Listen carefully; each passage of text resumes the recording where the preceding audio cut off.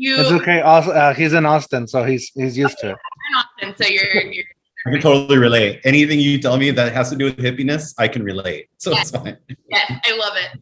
So it's this way of living where you really tune in to your body and you listen to your body and you reject all diet culture, all anybody's been telling you of go diets, and you really just listen to your hunger cues and without any sort of outside influence. So like, and no food is off limits. So when I was in recovery, I found this, and the first rule was like, reject diet mentality, eat whatever you want. And I was like, oh, okay. So I got like a whole bag of Oreos. But later on, the further on I read, it was like, you shouldn't be like emotionally eating either.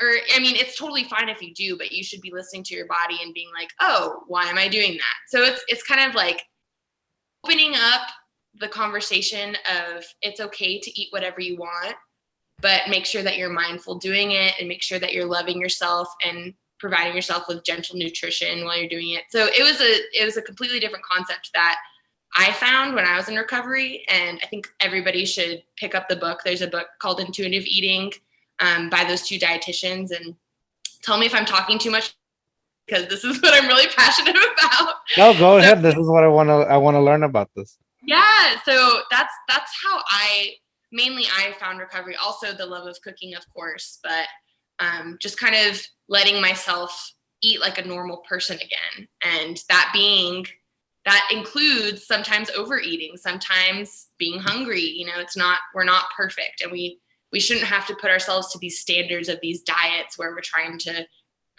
starve ourselves and then later overeat. It's just craziness. But it's funny you mentioned that because, you know, in terms of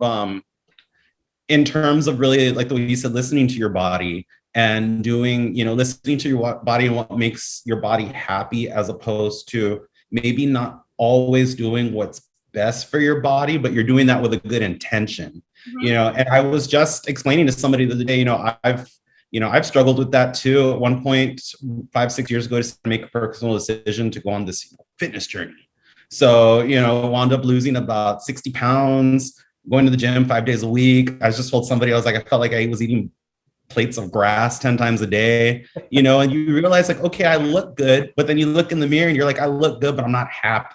Mm-hmm. You're not happy because you get so caught up in, like the way you said, in what society wants you to look like, in what you get told, in the same way that women get told that they should look like. Men get told the same thing too sometimes.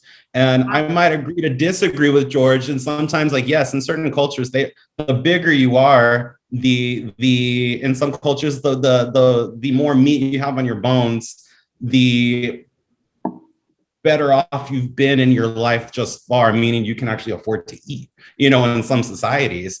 And I think from my perspective, it's a little bit more like, well, a guy needs to look, you know, jacked and needs to like six pack and do this and that. So you chase that dream and you're not there, but you're getting on that road. But then you're like, this isn't my road.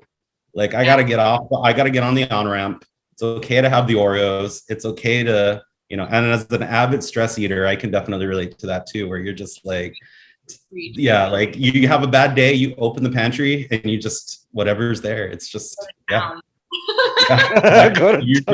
I mean, you talk about the bag of Oreos, like I've done that. Mm-hmm. Yeah. The bag of Oreos and a measuring cup of milk. And you sit there and you're like, I'm just going to get through this day. Like, I just got to finish this day off. So, and sometimes that's what you need, especially this past year with the COVID and the pandemic. It's just a lot of people have gained weight and have been really hard on themselves about it. Me too. I mean, I was stuck in my parents' house for a year. Of course I was going to gain weight and emotionally eat.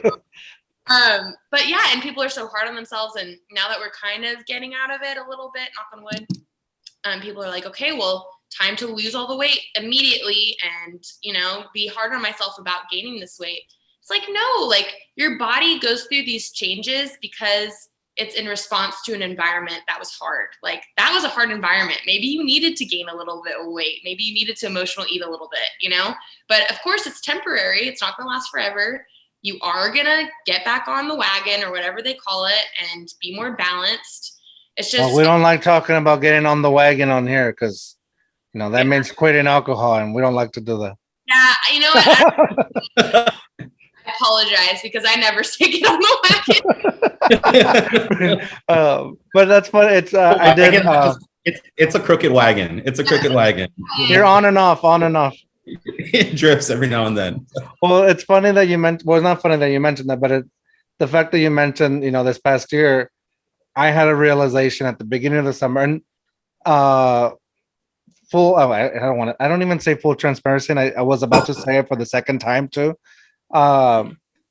It's no secret that I am a special ed teacher. We talked about this. My real life outside of the podcast. That's what I do.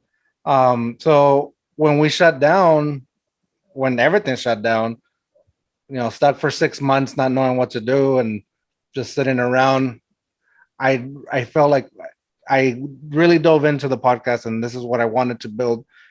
But building on it, I then realized, I am hitting a little bit of the too hard, too fast, too much.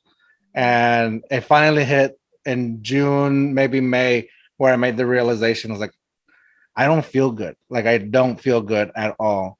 And I need to make a change. And so I went sober for like the summer, which is, everybody thinks it's crazy because it's like, it's your summer. Like, I had just finished like the first year of teaching with COVID and all that craziness. And you're about to, have your summer where everything seems like it's opening up and we're ready to have some fun. And you're about to like go on this cleanse. And like, I have to do it. And I went for it and I felt good, but it was just it was a situation where I felt like I needed to feel better. Yeah. And that's awesome, because that's another part of the intuitive eating is if you're not feeling good, maybe you had like a hamburger on Monday and you also had a hamburger on Tuesday and you're not feeling good, then you check back in, you're like, oh, maybe I'm eating too much of this kind of food that makes me feel bad, or I'm drinking too much. I do that all the time. Like, sometimes I love alcohol. So you're on the right show. Yeah, my parents are like huge winos. I love just like going to a bar with friends.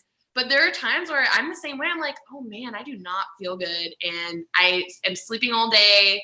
I need to cut back. So I love that you do that sometimes too, and just like take a reset and try to balance a little bit, because I feel like we get too excited about the fun things in life